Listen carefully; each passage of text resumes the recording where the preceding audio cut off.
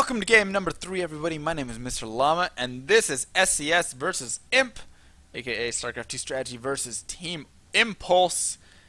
I believe it's Impulse Esports.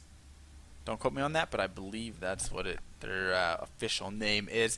And in the last game, we saw iKnighter take down Susie with a 4-gate Warp Prism all-in versus the 4-gate Blink Stalkers, which just didn't quite get enough units out in time, I suppose, to defend against that. And that probably had to also deal with Susie's lack of completely scouting the entire game. So Susie had no idea what was going on, and it kind of cost her there. So didn't really, or him. I say her because, you know, the name's Susie.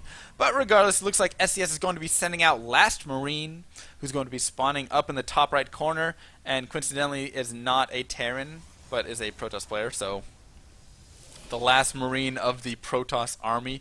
And on Entomb Valley, we do have iKnighter, of course, spawning down in the bottom right corner. So another Protoss versus Protoss being sent out, and there's a lot of Protoss players going out early here, and I wonder if both of these teams are just primarily made up of Protoss players, or they just each think that they have a great Protoss sniper. So in the first game we saw a PvT. Susie went for a nice Blink Stalker all in, and then in the second game, Imp was like, you know what, we have the perfect snipe build for this. We're going to send out iKnighter, who's got this great Protoss or PvP build. And he came out and he won the game.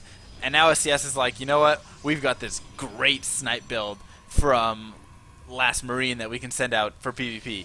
And so then I send him out, and I don't know. We're going to have to see if he's actually a great PvP sniper, or if he maybe just he's a great defender and he can out macro his opponent, something like that. I'm not exactly sure. But two very, very fast gas right there for LastMarine. Something definitely to note. Is it going to be some sort of DTs? Is he going to open up with a Stargate? I mean, that is extremely fast gas. So I'm really curious as to what exactly is going to happen there. In the meantime, iKnighter playing very, very basic at this point. Getting the Zealot, getting the Gateway, getting the Cybernetics Core. Probably take a second gas here in a couple of seconds, a few seconds, I'd imagine, as it doesn't really look like he's 4-gating. So I don't know. We'll have to see. Is he going to 4-gate? He's kind of saving energy, but I don't think he's saved enough. He warped out that Zealot right there a little quickly. So it looks like he's going to try and deny the scout here with the Zealot, but I don't know if it's going to happen. No, it's not, so that's why I'm not a huge fan of getting that Zealot out chronoed really quickly, simply because you're not going to be able to really deny any information like that with simply the Zealot. But then again, it did allow or did make room for the Stalker to get a little bit faster. So it's possibly just wants to get some scouting information of his own with that Zealot Stalker for a little bit later poke, or he wants to go Zealot Stalker Stalker, something like that. Or Zealot Stalker Zealot, as we actually did see in the last game. He did go for Zealot Stalker Zealot. So another robotics facility is going to be thrown down as soon as that scout leaves the game. And do we have anything going on yet back at home?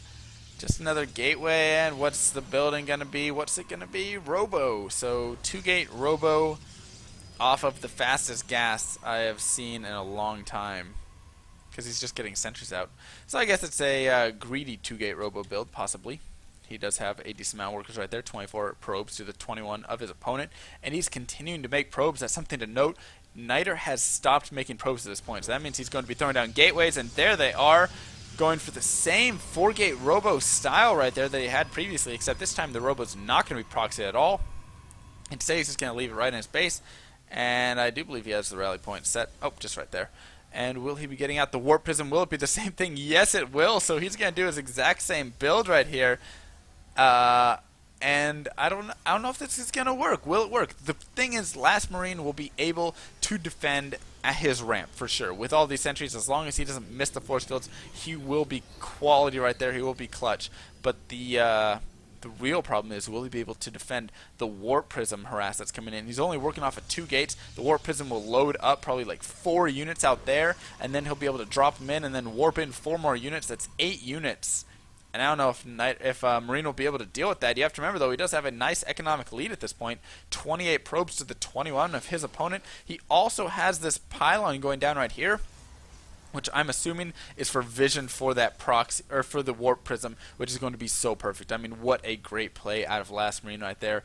And I don't think that's, you know, iKnighter's really going to have seen that coming or something. So now he's going to get in thinking he possibly has an easy route in, and instead he's going to immediately be caught right there, and he's not going to be allowed into the base. And now beautiful force fields at the front here by LastMarine.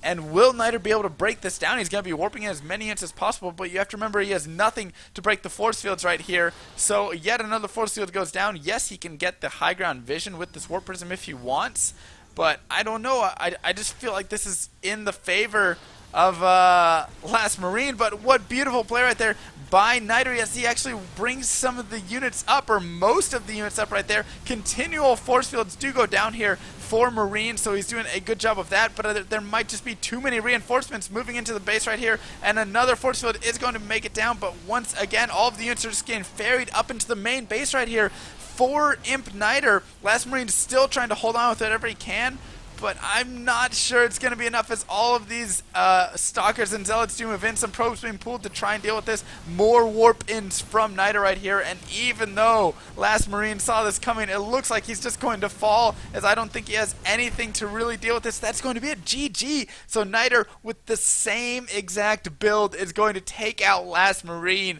and move Imp up 2-1 in this series. And it's a best of 7. So I'll see you guys over in Game 4. Wow, what a play by iKnighter.